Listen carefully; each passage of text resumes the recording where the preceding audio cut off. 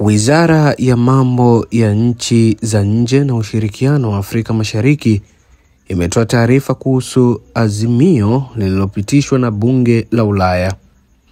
Katika barua hiyo ambayo imepachikwa katika ukurasa wa wizara, ina kichwa cha habari kisemacho taarifa ya Jamhuri ya Muungano wa Tanzania kuhusu azimio la Bunge la Ulaya. Jamhuri ya Muungano wa Tanzania imezingatia azimio lililopitishwa na Bunge la Ulaya ikiwa leo Mei 8 ya mwaka 2025 kuhusu taratibu za kisheria zinazoendelea nchini Tanzania.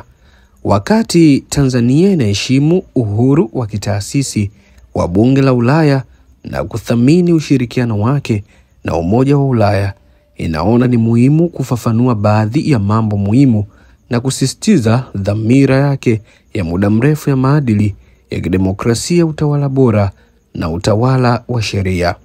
Jamhuri ya Muungano wa Tanzania tangu Machi ya mwaka 2021 imefuata mageuzi mapana ya kisiasa na kisheria chini ya falsafa ya 4R: maridhiano, ustahimilivu, mageuzi na ujenzi mpya. Marekebisho haya yameleta matokeo yanayoonekana, ikiwa ni pamoja na kurejeshwa kwa uhuru wa kisiasa, upanuzi wa uhuru wa kiraia, kuimarishwa kwa uhuru wa vyombo vya habari na kupitishwa kwa sheria mpya za uchaguzi Machi ya mwaka 2024 ambayo ilisababisha kuanzishwa kwa Tume Huru ya Taifa ya Uchaguzi.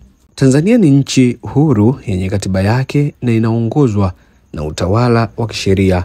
Masuala yote ya kisheria yanashughulikiwa kwa uhuru na mahakama ikiwa ni moja ya mihimili ya nchi, kwa kuzingatia sheria za nchi na kwa kuzingatia viwango na taratibu bora za kimataifa, pale ambapo kitengo cha utendaji cha serikali hakiingilii mashauri ya kimahakama. Kwa hiyo kauli zinazoashiria au kuhimiza uingiliaji wa utendaji katika kesi zinazoendelea si tu kwamba hazifai, bali pia ni kinyume na kanuni ya uhuru wa kimahakama kama ilivyoainishwa katika katiba ya Tanzania na inavyotetewa na Umoja wa Ulaya. Jamhuri ya Muungano wa Tanzania inasikitishwa zaidi na mwenendo unaoendelea kama inavyoonekana katika azimio la Bunge la Ulaya la baadhi ya watendaji wa kimataifa kutoa maamuzi kwa kuzingatia taarifa zisizo kamili au za upande wowote bila ya kwanza kushauriana kupitia njia za kidiplomasia. Mtazamo huu unatafsiri vibaya na kupotosha hali ya msingi.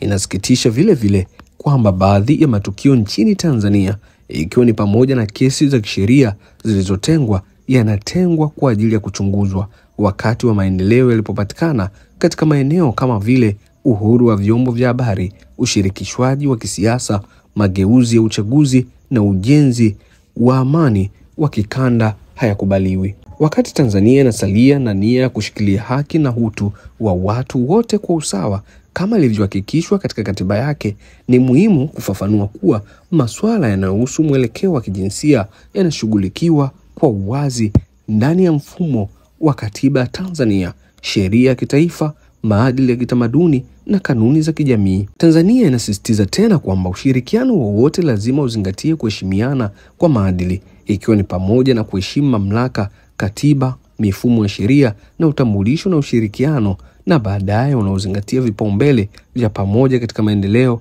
utawala, ukuaji wa uchumi, ustawi wa watu na ustawi wa kimsingi. Jamhuri ya Muungano wa Tanzania inaendelea kuthamini ushirikiano wake na Umoja wa Ulaya na iko tayari kwa mazungumzo ya wazi, yenye heshima na yenye misingi ama ushahidi kuhusu masuala yenye maslahi. Hata hivyo, mazungumzo haya lazima yakingwe katika uwazi, haki, kuheshimiana na kuthamini kikamilifu mamlaka ya kila taasisi ya nchi na katiba pamoja na muktadha wa sheria na kisheria na kiutamaduni. Wakati Tanzania ikielekea kwenye uchaguzi mkuu wa mwaka 2025, serikali inasisitiza dhamira yake thabiti ya kudumisha amani, kuhakikisha uchaguzi huru na wa haki na kulinda haki za msingi na uhuru wa raia wote kwa mujibu wa katiba yake. Tanzania inakaribisha uungwaji mkono unaoendelea wa Umoja wa Ulaya na washirika wote wa kimataifa ambao wanashiriki kwa nia njema na uelewa wa wazi wenye uwiano wa safari ya kidemokrasia ya nchi, na iko tayari kuwashirikisha wale ambao bado hawajafahamu maadili ya kitamaduni ya Mtanzania. Hii ni taarifa ambayo imepachikwa katika ukurasa wa Instagram wa Wizara ya Mambo ya Nje ya Tanzania kuhusu azimio la Bunge la Ulaya ambalo lilipitishwa hivi karibuni. Na itakumbukwa kwenye azimio hilo, mmoja kati ya vitu ambavyo vimezungumziwa ni kuhusu kuachiwa kwa mwenyekiti wa Chama cha Demokrasia na Maendeleo Chadema, Tundu Lissu. Mimi natumika na hizi ni ripoti zaidi.